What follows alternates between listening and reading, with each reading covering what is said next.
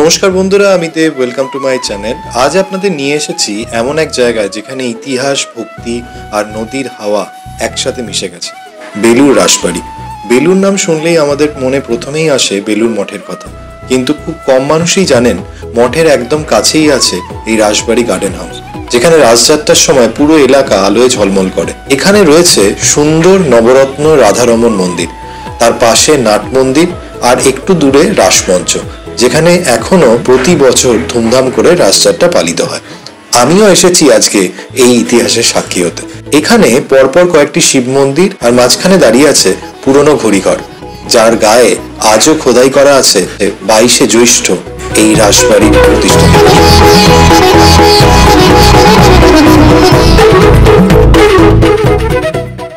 ছোটবেলা থেকে এই রাসবাড়ি রাধারমণজির মানে এই রাস পূর্ণিমার ব্যাপারে ও দেখে এসেছে, তো ও বেশি ভালো ডিটেলস বলতে পারবে।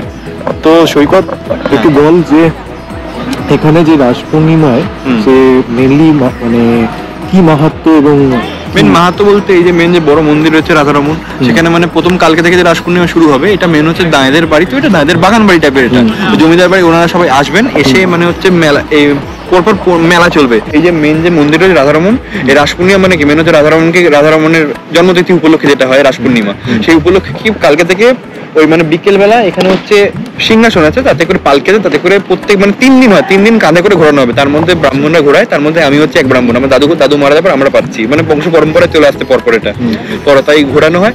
প্রচুর লোক আসে দেখতে, প্রচুর লোক আসে, মানে এটা অনেকে জানেই না বিষয়টা যে এখানেও রাস হয় বলে। অনেকে জানে সবাই নবদ্বীপ, তারপরে হচ্ছে নবদ্বীপের রাস ফেমাস, তারপরে হচ্ছে বাইরে নানান জায়গায় ইসকনের রাস ফেমাস, কিন্তু এখানেও যে ছোট জায়গা আছে, এখানেও রাসের হয়, মেলা হয়, মানে একটা আলাদাই একটা এখানে একটা অনুভূতি। প্রচুর লোকের সমাগম হয় এখানে কাঁধে করে নিয়ে রাধারমণকে ঘোরানো হয়। মানে এখানে মেন মন্দির থেকে রাসমঞ্চে নিয়ে যাওয়া হয়, রাসমঞ্চে নিয়ে আরতি হয়, ফুলের গয়না পরানো হয়। 1890 সালে নির্মাণ করেছিলেন পূর্ণচন্দ্র দা, জোড়াসাঁকো দা পরিবারের উত্তরসূরি। 40 ফুট উঁচু নবরত্ন মন্দির, 6টি আটচালা শিব মন্দির আর এক রাসমঞ্চ, সব মিলিয়ে এক রাজকীয় ভক্তির প্রতীক। মূর্তির গয়না এসেছে প্যারিস থেকে, আর শিল্পীরা ছিলেন কালীঘাটের।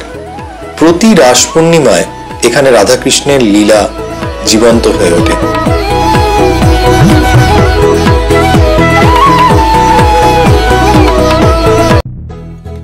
আবার জন্মাষ্টমীতে একটা উৎসব, জন্মাষ্টমী ছোট করে জমিদার বাড়ি জন্মাষ্টমীতে উৎসব, জন্মাষ্টমী মেন উৎসব, রাস পূর্ণিমা মেন উৎসব। 3 দিন ধরে আমরা ঠাকুর তুলবো, লাস্টের দিনকে জমিদার বাড়ির লোকেরা এসে ওরা ঠাকুর তুলবে, একটা ওদের বংশ ওরা তুলবে। আর ওদিনকে আমাদের ব্রাহ্মণরা যারা তুলবে তারা ব্রাহ্মণ ভোজন করায় ওরা মানে একটা বিশাল একটা আলাদাই সৌভাগ্য। সারা বছরের জন্য এই দিনটা হবে, কবে এই দিনটা আসবে একটা গোপাল কোলে পাবো। মানে এইটা সত্যি কথা বলতে আমরা মানে অনেক দূরে দূরে যাওয়ার চেষ্টা করি সবসময়, এবং আমি যেমন পার্সোনালি যেটা বলছিলাম একটু আগে, ওকেই বলছিলাম যে আমার যাওয়ার কথা ছিল হচ্ছে নবদ্বীপ, কারণ নবদ্বীপ এবং মায়াপুর, তারপর শান্তিপুর, এইসব জায়গাতে রাস অনেক বিখ্যাত, সত্যিই বিখ্যাত এবং অনেক পুরনো। কিন্তু সময়ের অভাবে অনেক সময় কি হয় যে যাওয়া হয়ে ওঠে না। কিন্তু কলকাতার কাছে আমাদের এরকম একটা সুন্দর জায়গা রয়েছে যেখানে একদিনের কিছুক্ষণের টাইমের জন্য আমরা আসতেই পারি। সেই জায়গাগুলো যখন আমরা এক্সপ্লোর করি, ভাবি যে আরে এত বছর ধরে এটা আছে, তাই না? মানে আমি তো এক্সপ্লোর করলাম ফার্স্ট টাইম, এবং সত্যি ওর সাথে হট করে যে দেখা হয়ে গেল, নাহলে আমি অনেকগুলো ইনফরমেশন, কারণ সত্যি কথা বলতে যেগুলো সবথেকে মেন আকর্ষণ হচ্ছে এটা দক্ষিণেশ্বর আদলে বানানো। দক্ষিণেশ্বর 6টা শিব মন্দির, 12টা, এখানে 6টা শিব মন্দির।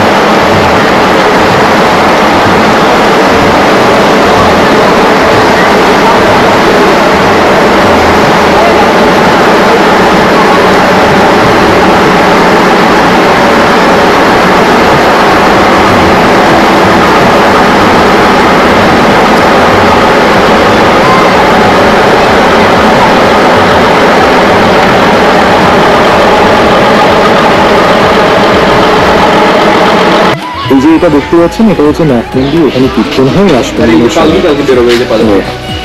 আরেকটা জিনিস দেখাই, এটা হচ্ছে খুব অসাধারণ, এটা সুন্দর, জানি না কতটা দেখাতে পাচ্ছি। এইটা হচ্ছে পালকি, এবং সেটাকে তো এদিক থেকে দেখালে ভালো হবে।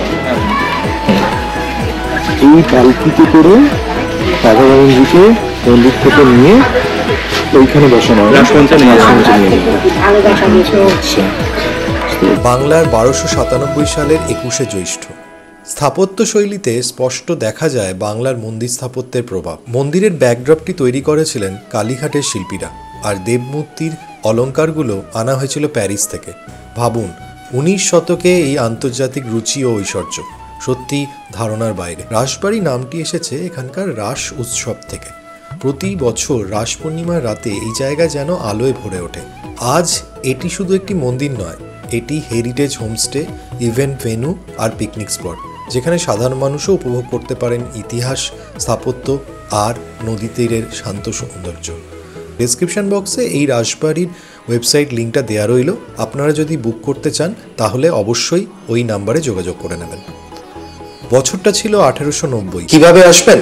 হাওড়া থেকে ট্রেনে বেলুড় স্টেশনে নেমে রিকশায় করে কয়েক মিনিট পৌঁছে যাবেন। সূর্য যখন হুগলি নদীর তীরে অস্ত যায় তখন আলোয় ঝলমল করা রাধারমণ মন্দির যেন গল্প বলে, একটা শহর, এক টুকরো ইতিহাস আর এক অনন্ত ভক্তির। তাই এই রাস পূর্ণিমাতে অবশ্যই এই জায়গায় ঘুরে যাবেন। আর রাস পূর্ণিমার পরেও যদি আসেন, বেলুড় মঠের কাছাকাছি এলে রাসবাড়ি গার্ডেন হাউসটা ঘুরে দেখতে একদম ভুলবেন না। আর হ্যাঁ, লাইক, সাবস্ক্রাইব আর সাথে থাকুন এমনই একটা ট্রাভেল গল্পের জন্য। তোমরা যারা যারা এই রাসবাড়িতে গেছো তারা কমেন্ট বক্সে জানিও কেমন তোমাদের অভিজ্ঞতা। তাই আর দেরি না করে এই রাস পূর্ণিমায় আপনি নিজের পরিবার পরিজনের সাথে ঘুরে যান বেলুড় রাসবাড়ি।